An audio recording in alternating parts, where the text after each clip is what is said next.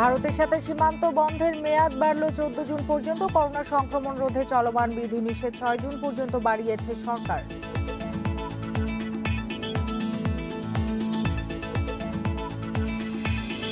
রাজশাহী মেডিকেলে 24 ঘন্টায় 12 করোনা রোগীর মৃত্যু, 7 জনই চাঁপাইনবাবগঞ্জের। মোংলায় 8 দিনের কঠোর লকডাউন শুরু।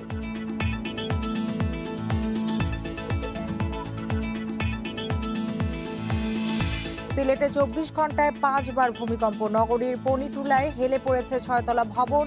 যে কোনো সময় বড় ভূমিকম্পের শঙ্কা।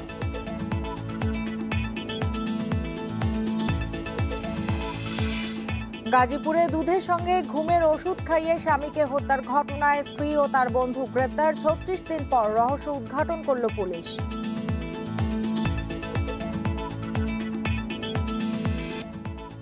আমন্ত্রণ সমগ্র বাংলাদেশে, আপনাদের সঙ্গে আছে আমি সুমনা সিমি। এতক্ষণ জানাচ্ছিলাম শিরোনামগুলো, এবার জানাবো পুরো খবর। বাংলাদেশ ভারত সীমান্ত বন্ধের সময়সীমা আরও 2 সপ্তাহ বাড়ানো হয়েছে। এর ফলে আগামী 14 জুন পর্যন্ত বন্ধ থাকছে দুই দেশের স্থলবন্দরগুলো। বিষয়টি নিশ্চিত করেছে পররাষ্ট্র মন্ত্রণালয়। গত 26 এপ্রিল থেকে ভারতের সঙ্গে বাংলাদেশের স্থলবন্দর বন্ধ রয়েছে। পররাষ্ট্রমন্ত্রী তখন 2 সপ্তাহ সীমান্ত বন্ধ রাখার সিদ্ধান্ত জানিয়েছিলেন।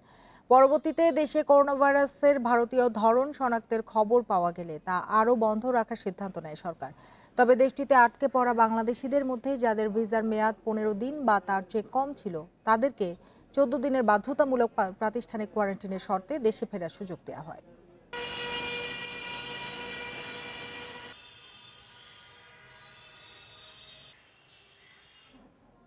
করোনা সংক্রমণ রোধে চলমান লকডাউনের মেয়াদ আরও 1 সপ্তাহ বাড়িয়েছে সরকার। আগামী 6 জুন পর্যন্ত অব্যাহত থাকবে আগের সব বিধিনিষেধ। করোনা সংক্রমণ বাড়ায় 5 এপ্রিল থেকে সারা দেশে লকডাউন ঘোষণা করে সরকার। ঢিলে ঢালাভাবে তা চললেও সংক্রমণ আরও বাড়ায় 14 এপ্রিল থেকে কঠোর লকডাউনের ঘোষণা আসে। পরে 23 মে আবারও লকডাউন বৃদ্ধির পাশাপাশি শিথিল করা হয় বেশ কিছু বিধিনিষেধ। স্বাস্থ্যবিধি মেনে আন্তজেলা সহ সব ধরনের গণপরিবহন, আসন সংখ্যার অর্ধেক যাত্রী নিয়ে চলাচলের অনুমতি দেওয়া হয়। এখন সরকার আরও 1 সপ্তাহ, যেভাবে আমরা গত 23 তারিখে 24 তারিখ থেকে 23 তারিখ পর্যন্ত যে প্রজ্ঞাপনটি দিয়েছিলাম তার আলোকেই আরও 1 সপ্তাহের জন্য এটা সেভাবেই চলমান থাকবে। সংক্রমণকে আমরা চাচ্ছি যে 5%-এর কাছাকাছি নিয়ে আসার জন্য। 5% এসে গেলে কিন্তু সেটাকে বলা হয় যে একটি স্বস্তিজনক অবস্থা আছে। রাজশাহী মেডিকেল কলেজ হাসপাতালে গত 24 ঘন্টায় করোনায় 12 জনের মৃত্যু হয়েছে। এর মধ্যে 7 জনই চাঁপাইনবাবগঞ্জের। সকালে এ তথ্য নিশ্চিত করেন রাজশাহী মেডিকেল কলেজ হাসপাতালের পরিচালক ব্রিগেডিয়ার জেনারেল মোহাম্মদ শামীম ইয়োজদানি। তিনি জানান, চিকিৎসাধীন অবস্থায় করোনা আক্রান্ত ও উপসর্গ নিয়ে এসব রোগী মারা গেছেন।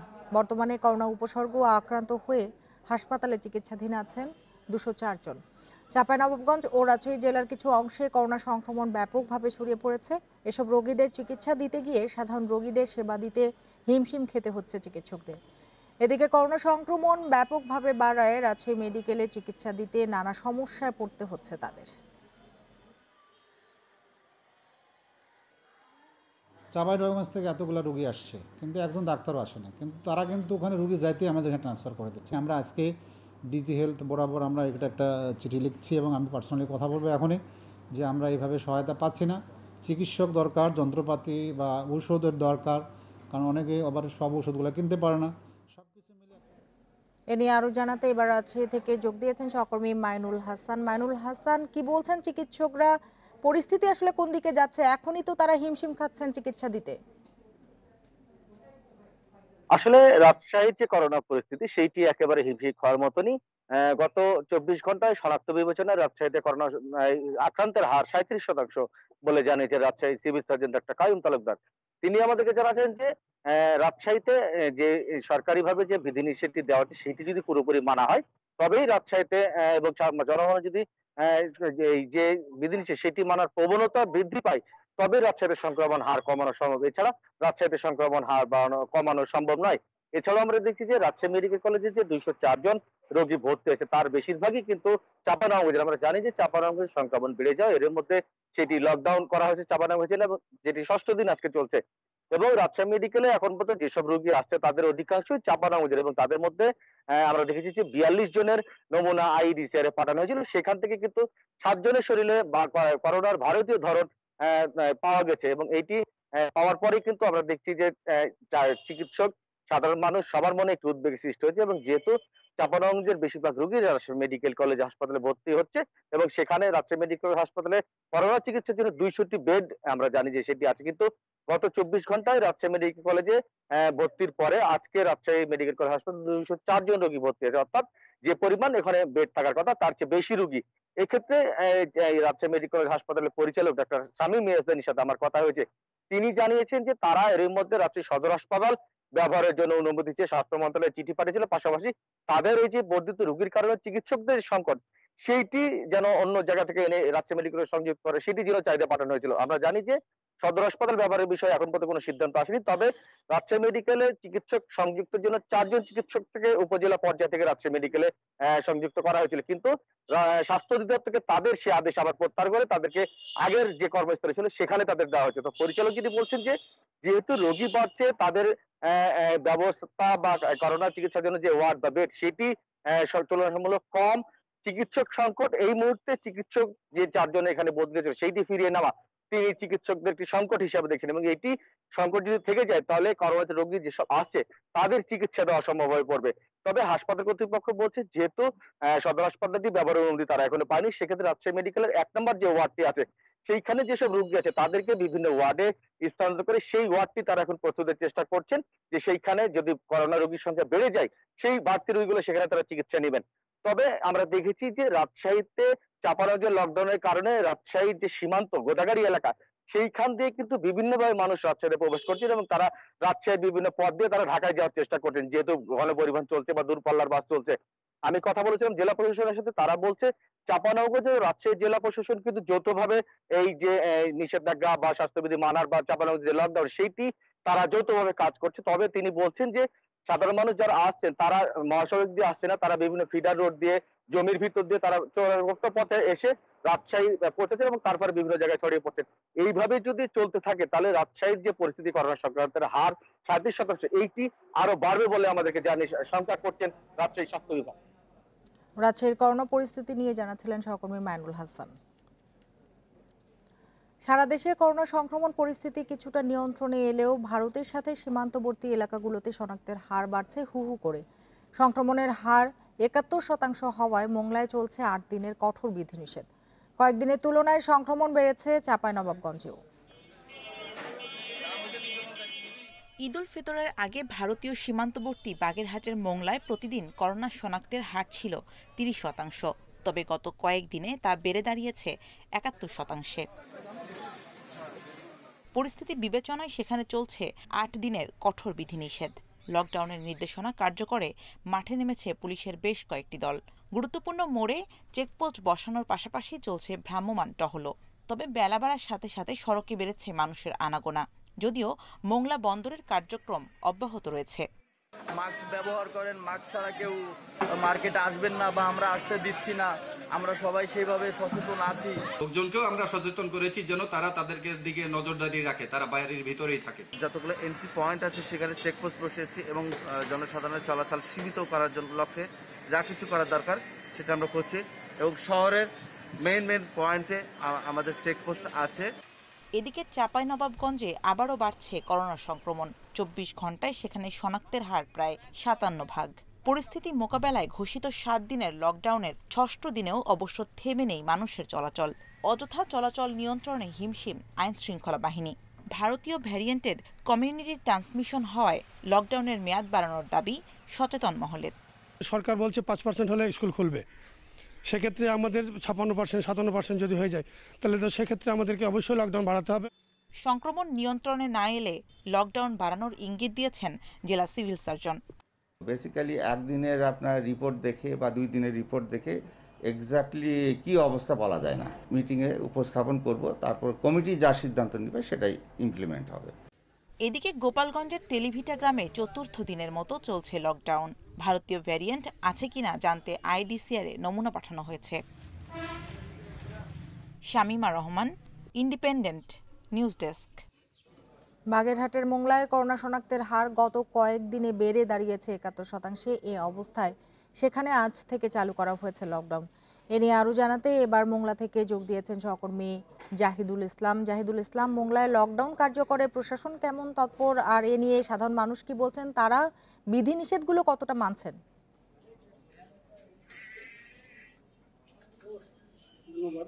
লকডাউন কার্যকরে এখানে প্রশাসন জরিমানা করলে অধিকাংশকেই মোবাইল কোর্ট মৌখিকভাবে সতর্ক করে দিয়ে দিয়েছে এবং আমাদের উপজেলা নির্বাহী কর্মকর্তা জানিয়েছেন যে আগামীকাল থেকে তারা আর কাউকে মৌখিকভাবে সতর্ক করবেন না, তারা সরাসরি মৌখিকভাবে সতর্ক করবেন না, তারা সরাসরি জরিমানা করবেন প্রত্যেককে।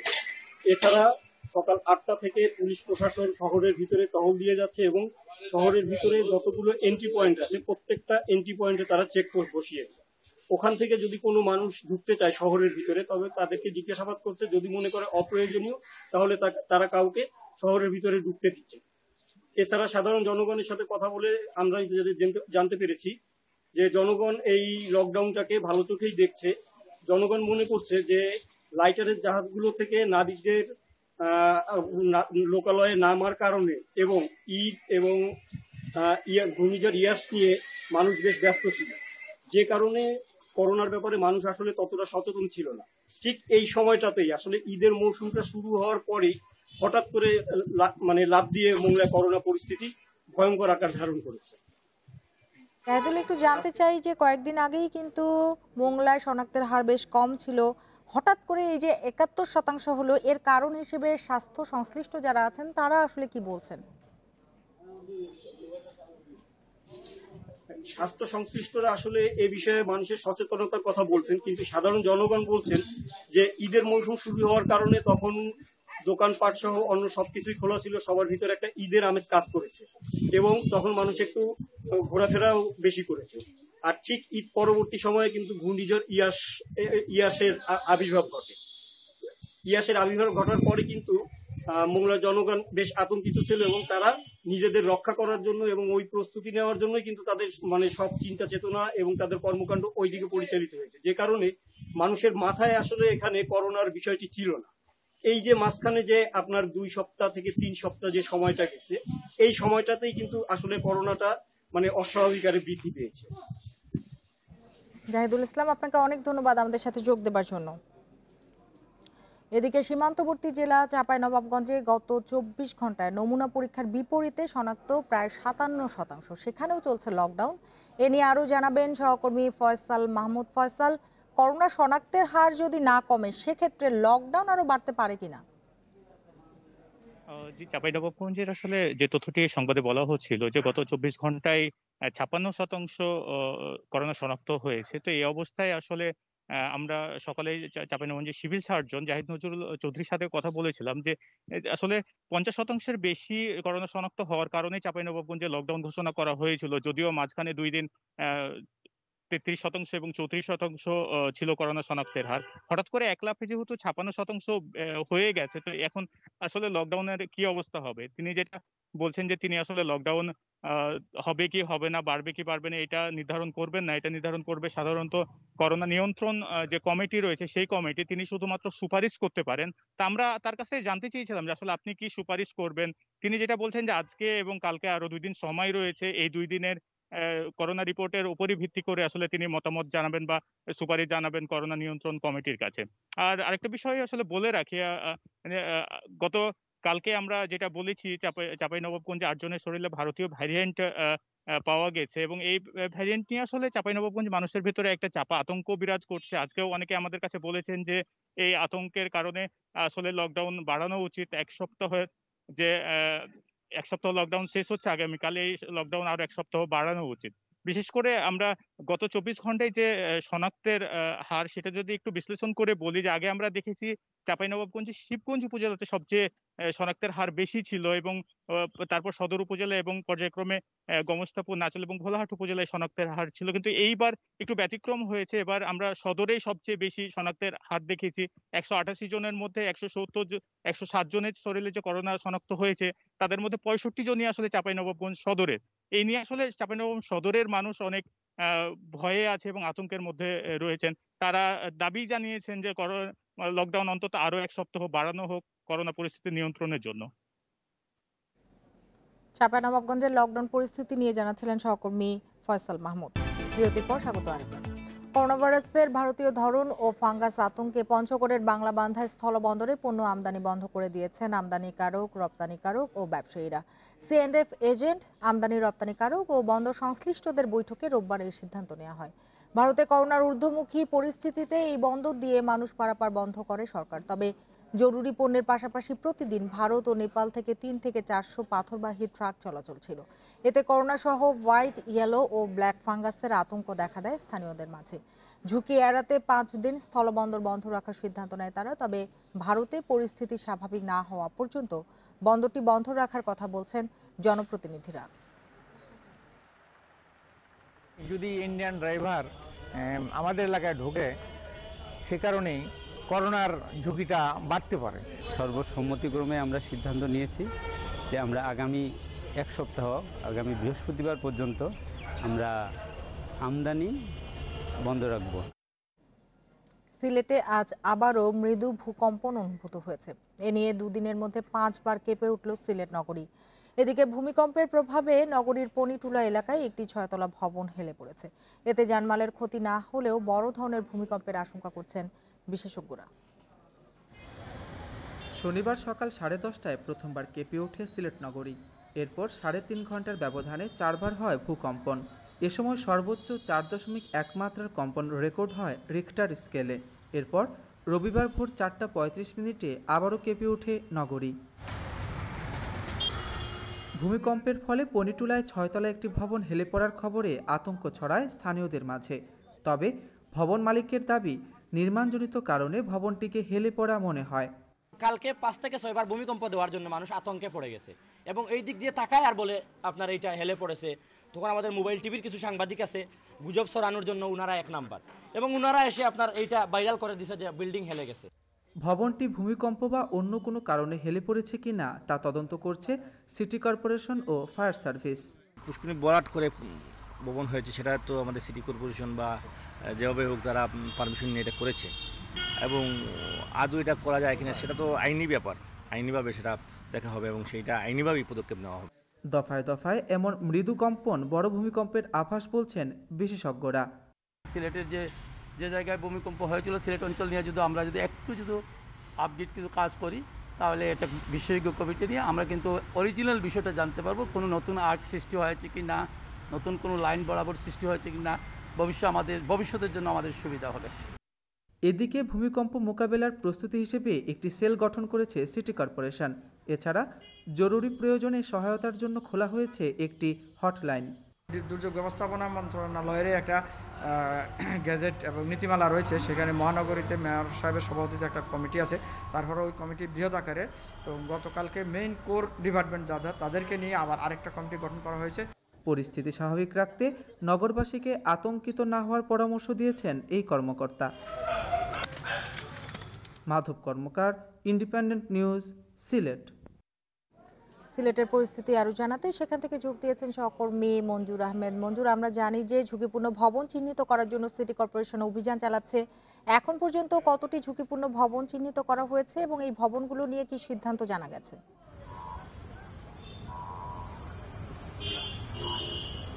দেখুন, গত 2 দিনে সিলেটে 5 বার ভূকম্পন অনুভূত হওয়ার পর কিন্তু সিলেটের জেলা প্রশাসন, সিলেট সিটি কর্পোরেশন সহ ফায়ার সার্ভিসে সবাই কিন্তু নড়েচড়ে বসেছে এবং তারা সিলেটের যে আগাম দুর্যোগ মোকাবেলায় যে প্রস্তুতি যেগুলো নেওয়ার দরকার সেগুলো নিচ্ছে।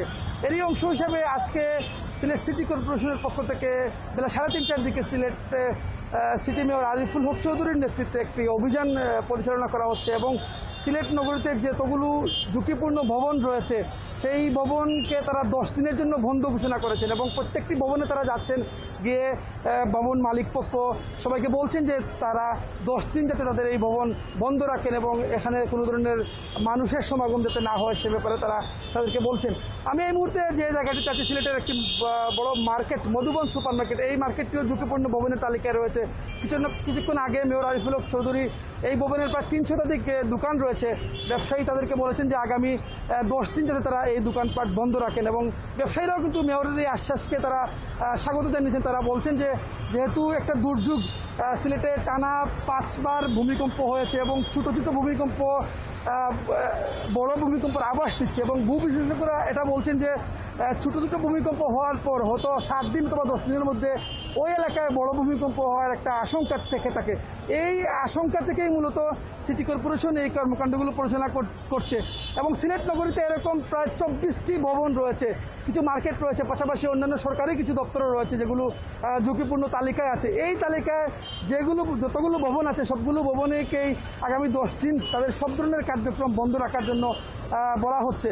আপনি জানেন যে গত 2 দিন যে ভূমিকম্প হয়েছে, এই ভূমিকম্পের প্রথম দিন অর্থাৎ গতকাল সিলেট নগরীর পলিটুলা এলাকার একটি 6তলা ভবন হেলে পড়েছে। আমরা সকাল থেকে এই খবরটা আপনাদের জানাচ্ছিলাম, এবং আজকে যেটা হয়েছে সিটি কর্পোরেশনের পক্ষ থেকে একটি প্রতিনিধি দল এই এলাকাকে পরিদর্শন করেছে এবং 3 সদস্যের একটি কমিটি তারা গঠন করেছে।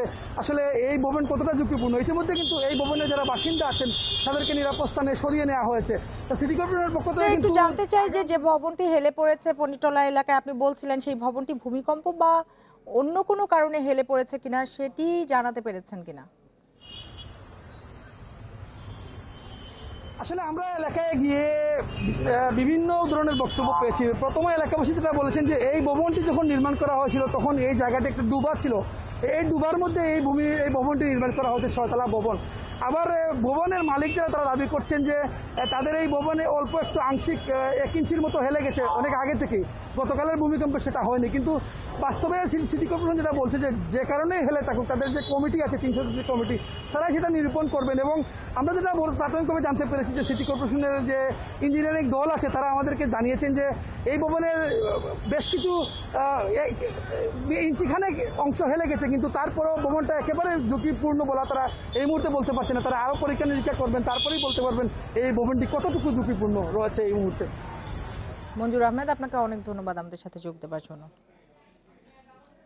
গাজীপুরে স্ত্রীর পরকীয়ার বলি স্বামী, কৌশলে ঘুমের ওষুধ খাওয়ানোর পর প্রেমিকের সহায়তায় শ্বাসরোধে হত্যা, তারপর শরীরের বিভিন্ন অংশ কেটে আলাদা করে বিভিন্ন এলাকায় ফেলে দেয় তারা। নৃশংস এই হত্যাকাণ্ডের 36 দিন পর রহস্য উন্মোচন করেছে পুলিশ। দুপুরে সংবাদ সম্মেলনে ঘটনার বিস্তারিত জানায় গাজীপুর মহানগর পুলিশ। পরকীয়া সম্পর্ক জেনে ফেলায় দুধের সঙ্গে ঘুমের ওষুধ মিশিয়ে স্বামীকে খাওয়ান স্ত্রী আরিফা। পরে গভীর রাতে মুঠোফোনে প্রেমিককে ডেকে এনে করাত দিয়ে স্বামীর মাথা সহ হাত পা বিচ্ছিন্ন করেন তিনি। পরে মরদেহ লুকিয়ে রাখেন খাটের নিচে। গত 19 এপ্রিল গাজীপুর সিটির কাশিমপুর এলাকায় ঘটে এই নৃশংস হত্যাকাণ্ড। পরদিন পাশের একটি সেপটিক ট্যাঙ্কে কাঁথা মোড়ানো মরদেহ এবং কিছু দূরে ময়লার স্তূপে শরীরের বাকি অংশ ফেলে পালিয়ে যান আরিফা আর তার প্রেমিক তনয়। 21 এপ্রিল সকালে পচা গন্ধ পেয়ে স্থানীয়রা খবর দিলে পুলিশ এসে মাথাবিহীন মরদেহ উদ্ধার করে। এই হত্যা মামলাটি ছিল পুরোটাই ক্লুলেস, এবং যেহেতু আসামি ভিকটিমের পরিচয় পাওয়া যাচ্ছিল না, এর প্রেক্ষিতে আমরা বিভিন্ন তথ্য প্রযুক্তির এবং সোর্স নিয়োগ করে আমরা গতকাল 29 তারিখ ভোরবেলা সন্দিগ্ধ 2 জন আসামি তনয় এবং আরিফাকে গ্রেপ্তার করি। নিষ্ঠুরতম এমন হত্যাকাণ্ডের রহস্য উন্মোচনে মাঠে নামে আইনশৃঙ্খলা বাহিনী। দীর্ঘ অনুসন্ধানের পর শনিবার ভোররাতে সারদাগঞ্জ থেকে আরিফা ও তনয়কে গ্রেপ্তার করে পুলিশ। পরে উদ্ধার করা হয় হত্যায় ব্যবহৃত জিনিসপত্র। ভিকটিমের হাত পা মাথা কলার দিয়ে কেটে আলাদা করে বডিটা এক জায়গায় ড্রপ করে এবং হাত পা মাথা তারা অন্য ভিন্ন আরেকটা জায়গায় ফেলে। এবং আমরা গতকালই আসামিদের গ্রেপ্তার করে আমরা সেই হাত পা এবং মাথা উদ্ধার করতে সক্ষম হয়েছি, এবং এটা ব্যবহৃত করাত এবং চাপাতির ছুরি সবই উদ্ধার করতে সক্ষম হয়েছি। 1.5 বছর আগে ভালোবেসে আরিফাকে বিয়ে করেন বাগেরহাটের চিতলমারি এলাকার নিহত Suman Molla. Independent News desk. নারায়ণগঞ্জের 2500 জমি নিয়ে বিরোধের জেরে মমতাজ উদ্দিন নামে এক ব্যক্তিকে পিটিয়ে হত্যার অভিযোগ উঠেছে প্রতিপক্ষের বিরুদ্ধে। সকালে উপজেলার কল্যাণদী বাজার এলাকায় এ ঘটনা ঘটে। পুলিশ জানায়, সকালে মমতাজ উদ্দিন তার জায়গার বালু ভরাট করছিলেন। সে সময় একই এলাকার সাবেক ইউপি সদস্য আলাউদ্দিনের লোকজন তাকে বালু ভরাটে বাধা দেয়। এ সময় কথা কাটাকাটির এক পর্যায়ে প্রতিপক্ষের লোকজন মমতাজকে পিটিয়ে আহত করে। পরে তাকে হাসপাতালে নেওয়া হলে চিকিৎসক মৃত ঘোষণা করেন। এ ঘটনায় শফিকুল নামে একজনকে আটক করা হয়েছে।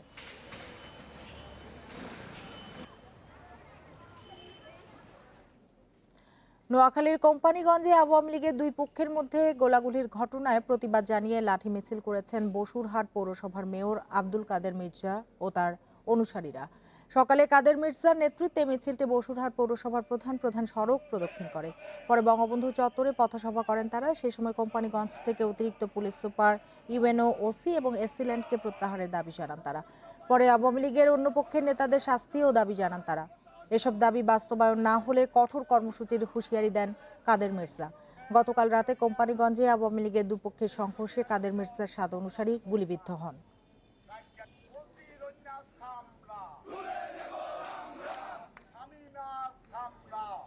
বিরতির পর স্বাগত আরেকবার। একের পর এক প্রাকৃতিক দুর্যোগে বিপর্যস্ত উপকূলের মানুষ। সম্প্রতি ঘূর্ণিঝড় ইয়াসের প্রভাবে সৃষ্ট জলোচ্ছ্বাসে ভেসে গেছে অনেক মাছের ঘের।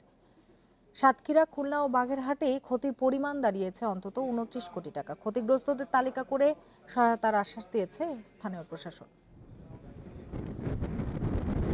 ঘূর্ণিঝড় ইয়াসের প্রভাবে সৃষ্ট জলোচ্ছ্বাসে সাতক্ষীরার উপকূলীয় এলাকায় বাঁধ ভেঙে প্লাবিত হয় বিস্তীর্ণ এলাকা। ভেসে গেছে ৭,৪৬৮টি মাছের ঘের। জেলা মৎস্য বিভাগের হিসেবে ক্ষতির পরিমাণ 16 কোটি টাকা, যা আরও বাড়তে পারে। খুলনার কয়রা, দাকব, পাইকগাছা ও ডুমুরিয়া উপজেলায় তলিয়ে গেছে 8,000 ঘের। ক্ষতির পরিমাণ 8,53,00,000 টাকার বেশি। আমপানে গত বছর ক্ষতি হয়েছিল প্রায় 97 কোটি টাকা। ইয়াসের প্রভাবে এখন সর্বশান্ত খামারিরা। এলাকার মানুষ সব নির্ভর করে হলে ঘেরের উপর। সে ঘের ডুবে গেছে, যাতে লাখ লাখ টাকার মাছ, চিংড়ি সম্পদ সহ রূপালী সম্পদ নষ্ট হয়েছে। অনেক মানুষের কাছ থেকে লিজ নিয়েছিলাম, সেখান থেকে ডুবে গেছে। আর ক্ষতিগ্রস্তদের তালিকা করে সহায়তার আশ্বাস দিয়েছে স্থানীয় প্রশাসন। কি পরিমাণ ক্ষতি হলো এটা সরকারকে জানাতে হবে। আমরা সেই জানানোর কাজটা এখন চলমান আছে।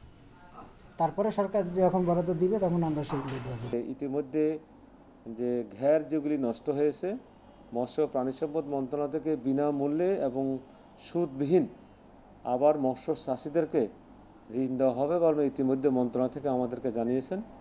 জলোচ্ছ্বাসের পানিতে বাগেরহাটে বেশি ক্ষতি হয়েছে মাছের ঘেরে। রামপাল, মোংলা, মোড়েলগঞ্জ ও শরণখোলায় 5,000 ঘের ভেসে ক্ষতির পরিমাণ দাঁড়িয়েছে প্রায় 5 কোটি টাকায়। ঘূর্ণিঝড় ইয়াসের প্রভাবে যে ক্ষতিটা হয়েছে তাতে আমাদের আগামী মাসের লক্ষ্যমাত্রা অর্জনে খুব একটা বাধা হবে না। সেটা ক্ষতি কাটিয়ে উঠবে, এই লক্ষ্যে আমরা বাগেরহাট মৎস্য অধিদপ্তর কাজ করছি। শুধু আশ্বাস নয়, প্রাকৃতিক দুর্যোগে ক্ষতিগ্রস্তদের সহায়তায় দ্রুত কার্যকর পদক্ষেপের দাবি উপকূলবাসীর। Shamima Rahman, Independent News desk. আরও জানাতে সাতক্ষীরা থেকে যোগ দিয়েছেন সহকর্মী আবুল কাশেম। আবুল কাশেম, সাতক্ষীরায় কত হাজার ঘের পানিতে ভেসে গেছে এবং এতে কি পরিমাণ ক্ষয়ক্ষতি হয়েছে সেটি জানাতে পারেন কিনা? আপনি জানেন যে সাতক্ষীরার উপকূল এলাকায় ঘেরের পরে ঘের, অর্থাৎ সেই এলাকায় কৃষিকাজ হয় না, সেখানকার প্রধান অর্থকরী ফসলই হচ্ছে ঘের। সেখানে 55,000 ঘের রয়েছে। সাতক্ষীরা জেলায় সর্বমোট 55,000 ঘের রয়েছে এবং এখান থেকে কিন্তু 30,000 মেট্রিক টন বাগদা চিংড়ি উৎপাদিত হয়, যা দেশে এবং বিদেশে রপ্তানি হয়। এই ইয়াসের ফলে সৃষ্ট জলোচ্ছ্বাসের 22টি পয়েন্ট ভেঙে 7,000 ঘের ভেসে গেছে এবং এই 7,000 ঘের তার অর্থনৈতিক ক্ষতি হয়েছে ন্যূনতম 16 কোটি টাকা। মৎস্য অধিদপ্তরের কর্মকর্তারা বলছেন যে এই ক্ষতি আরো বাড়তে পারে। আপনি জানেন যে সাতক্ষীরার একটি বড় জনগোষ্ঠী, তারা প্রধানত নির্ভর করে বাগদা চিংড়ি চাষ করে। উপকূল এলাকায় 2009 সালে আয়লায় আক্রান্ত হওয়ার পরে সেই থেকে লবণাক্ততার কারণে কিন্তু কৃষিকাজ হয় না। সুতরাং একটা বড় ধরনের জনগোষ্ঠী, সাতক্ষীরার 2/3 জনগোষ্ঠী বলতে গেলে যে এই কৃষি ঘেরের উপরে নির্ভর করে। অথচ প্রতি বছরই এইভাবে গত বছর আমফানের ফলে সৃষ্ট তাণ্ডবে 176 কোটি টাকার ক্ষয়ক্ষতি হয়েছিল মাছের এবং 12,000-এরও বেশি ঘের ভেসে গিয়েছিল। তার এক বছরের মধ্যে ঘূর্ণিঝড় ইয়াসের ফলে সৃষ্ট জলোচ্ছ্বাসে তারা কিন্তু 16 থেকে 20 কোটি টাকা ক্ষয়ক্ষতি তাদের হয়েছে।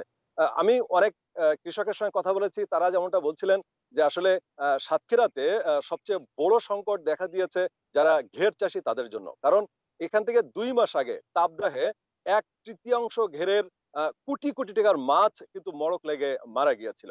তার মাস 2 আগে যখন তারা প্রথম চালানের চিংড়ি মাছ তুলতে যায়, সেই সময় তারা দেখতে পায় যে মড়ক লেগেছে এবং মড়কে একেবারেই মানে কোনোভাবেই চিংড়ি উৎপাদিত হয়নি। কারণ হিসাবে তারা বলছিলেন যে কক্সবাজার থেকে যে সমস্ত রেণু আনা হয় সেগুলো ভাইরাস মুক্ত না হওয়া এবং তাপদাহ সহ এখানে লবণাক্ততার সঙ্গে অ্যাডজাস্ট করতে না পারা সহ বিবিধ কারণে চিংড়ি চাষিরা কিন্তু দিনের পর দিন ব্যাপকভাবে ক্ষতিগ্রস্ত হচ্ছে। এই অবস্থা যদি চলতে থাকে তাহলে কিন্তু সাতক্ষীরার চিংড়ি চাষ ধীরে ধীরে বিলুপ্ত হওয়ার দিকেই যাবে বলে আশঙ্কা করছেন আসলে সংশ্লিষ্টরা। আপনি জানেন যে উপকূলীয় এলাকায় যে বেড়িবাঁধ হয়েছিল 22 ঘূর্ণিঝড় ইয়াসের ক্ষয়ক্ষতি নিয়ে জানাচ্ছিলেন সহকর্মী আবুল কাশেম। যন্ত্রাংশ নষ্ট থাকায় 3 বছর ধরে বন্ধ পটুয়াখালীর খেপুপাড়া রাডার স্টেশন। 2008 সালে কেনা একমাত্র ডপলার রাডারটি নষ্ট থাকায় নানা দুর্যোগে উপকূলবাসীর কোনো কাজে আসছে না এটি। কবে চালু হবে তাও জানেন না স্টেশনের কর্মকর্তারা। ঘূর্ণিঝড়, কালবৈশাখী, অতিবৃষ্টি, অনাবৃষ্টি ও বন্যার পূর্বাভাস দিতে 1969 সালে পটুয়াখালীর কলাপাড়ায় তৈরি করা হয় খেপুপাড়া রাডার স্টেশন। সবশেষ 2008 সালে 225 কোটি টাকা ব্যয়ে এই স্টেশনে বসানো হয় অত্যাধুনিক ডপলার রাডার। প্রায় 440 কিলোমিটার সীমার মধ্যে সব ধরনের আবহাওয়ার পূর্বাভাস পাওয়া যেত এই স্টেশন থেকে। তবে 2018 সালের জুলাইয়ে রাডারের একটি যন্ত্রাংশ নষ্ট হয়ে যায়। এরপর থেকে বন্ধ রয়েছে এই স্টেশনের কার্যক্রম। এই রাডার স্টেশন অকার্যকর থাকার কারণে আমাদের উপকূলবাসী এবং জেলেরা যথাসময়ে আবহাওয়ার পূর্বাভাস থেকে বঞ্চিত হচ্ছে এবং ঝুঁকির মধ্যে থাকছে। এই রাডার স্টেশনটি দ্রুত সময়ের মধ্যে চালু করার জন্য আমরা দাবি জানাচ্ছি। পানি উন্নয়ন বোর্ড বলছে, স্টেশনটি চালু থাকলে দুর্যোগের পূর্বাভাস পাওয়া যেত। এতে ক্ষয়ক্ষতি নিয়ন্ত্রণে আরও কার্যকর পদক্ষেপ নেওয়া সম্ভব হতো। এটার যেই সুফলটা দীর্ঘদিন ধরে মানুষ আগে থেকে জানতে পারলে তাহলে আমরা বন্যা বা অন্যান্য যে কোনো কিছু সেই ব্যাপারে আমরা জাস্ট একটু সতর্ক হতে পারতো আগে থেকে। কবে নাগাদ রাডারের যন্ত্রাংশ আসতে পারে তা জানেন না স্টেশনে কর্মরত লোকজন। এ বিষয়ে কথা বলতেও রাজি হননি কর্মকর্তারা। তবে দ্রুত ব্যবস্থা নিতে সংশ্লিষ্ট দপ্তরে যোগাযোগের আশ্বাস বিভাগীয় কর্মকর্তাদের। এটা আধুনিক পর্যায়ে কার্যকর করার জন্য কিছু কার্যক্রম নেওয়া দরকার। এ ব্যাপারে আমরা প্রশাসনের পক্ষ থেকে কর্তৃপক্ষকে অবহিত করব। দেশে আবহাওয়া পর্যবেক্ষণের জন্য ঢাকা, কক্সবাজার, পটুয়াখালী, রংপুর ও সিলেটে মোট 5টি রাডার স্টেশন রয়েছে। Independent News desk. ব্রাহ্মণবাড়িয়ার আশুগঞ্জে উপজেলা চেয়ারম্যানের ভাইকে হত্যার ঘটনাকে কেন্দ্র করে প্রতিদিন এলাকা জুড়ে চলছে লুটপাট। আতঙ্কে পালিয়ে বেড়াচ্ছেন হাজারো নারী পুরুষ। তবে এ বিষয়ে স্থানীয় থানা পুলিশের নীরবতার অভিযোগ উঠেছে। দিনে দুপুরে নিস্তব্ধ চারপাশ, মাঝে কিছু নারীর জটলা, চোখে মুখে আতঙ্কের ছাপ। এমন আতঙ্ক আর উৎকণ্ঠায় দিন কাটছে ব্রাহ্মণবাড়িয়ার আশুগঞ্জ উপজেলার চরচারতলা গ্রামের বাসিন্দাদের। একটি খুনের পরবর্তী সহিংস পরিস্থিতিতে ঘর ছেড়ে গেছেন গ্রামের প্রায় সব পুরুষ। এর মধ্যে একটি পক্ষ বাড়িঘরে হামলা, ভাঙচুর, লুটপাট এবং নারীদের শ্লীলতাহানি করছে বলে অভিযোগ স্থানীয়দের। মুন্সিপালিটির সব ছেলেরা মনাবাড়ির ছেলেরা আইসা হামলা দিছে, দিয়া ঘরে দরজা মজা আর লুঙ্গি আলগি এমন খারাপ খারাপ ভাষা আর বকা এমন অবস্থা আমরা লুকাইয়া শর্মে ভিতরে গিয়ে লুকাই লিছি। সাজানো জিনিস আমার কিচ্ছু নাই, সোনা গয়না টাকা পয়সা হঠাৎ লাগিয়ে গেছে, আমার আলমারি ভেঙে যা আছে সব লেগে গেছে। চলতি বছরের 22 জানুয়ারি পূর্ব বিরোধের জেরে স্থানীয় মুন্সি ও লতিফ গোষ্ঠীর মধ্যে সংঘর্ষে খুন হন উপজেলার চেয়ারম্যান হানিফ মুন্সির ভাই জামাল মুন্সি। স্থানীয়দের অভিযোগ, এরপর থেকেই প্রতিপক্ষের ঘরবাড়িতে হামলা চালাচ্ছে মুন্সি গোষ্ঠী। যদিও এসব অভিযোগ অস্বীকার করেছেন চেয়ারম্যান হানিফ মুন্সি।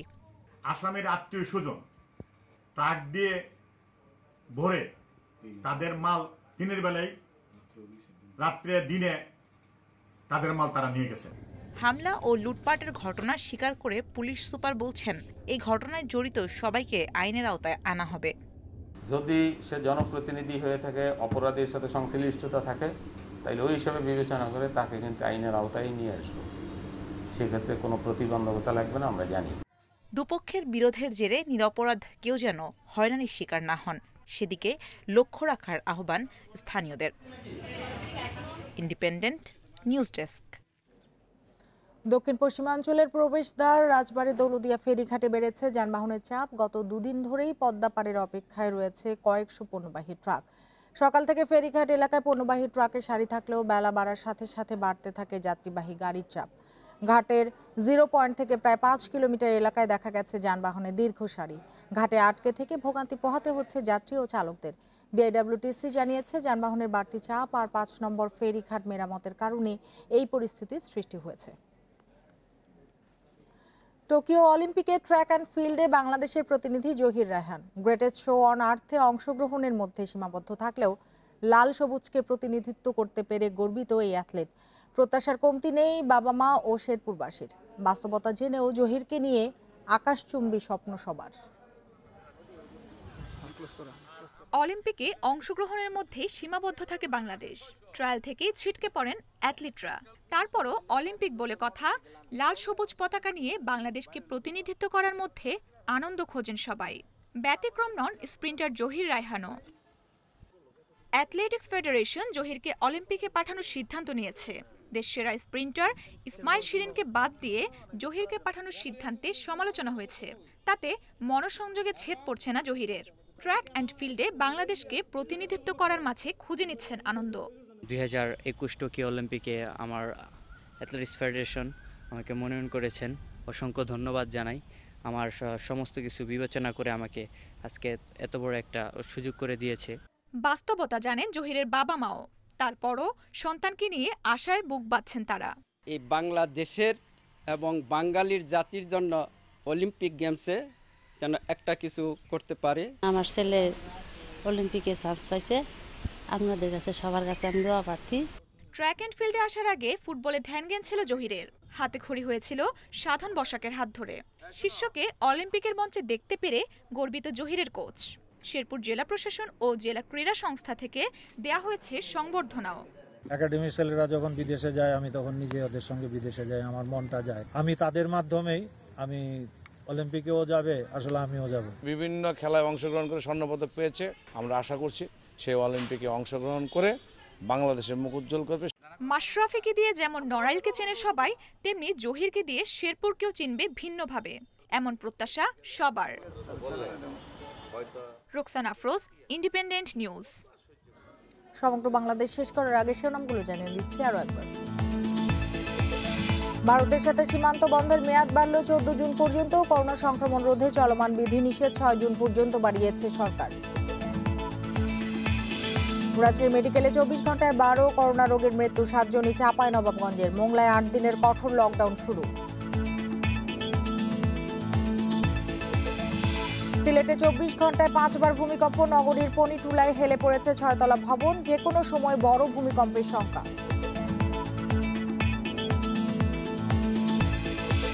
গাজীপুরে দুধের সঙ্গে ঘুমের ওষুধ খাইয়ে স্বামীকে হত্যার ঘটনায় স্ত্রী ও তার বন্ধু গ্রেপ্তার। 36 দিন পর রহস্য উদ্ঘাটন করল পুলিশ। আর এই ছিল আজকের সমগ্র বাংলাদেশে। ইন্ডিপেন্ডেন্ট টেলিভিশনের সব খবর আরো বিস্তারিত জানতে চোখ রাখুন ফেসবুক, ইউটিউব এবং টুইটারে। ধন্যবাদ সবাইকে এতক্ষণ সাথে থাকার জন্য।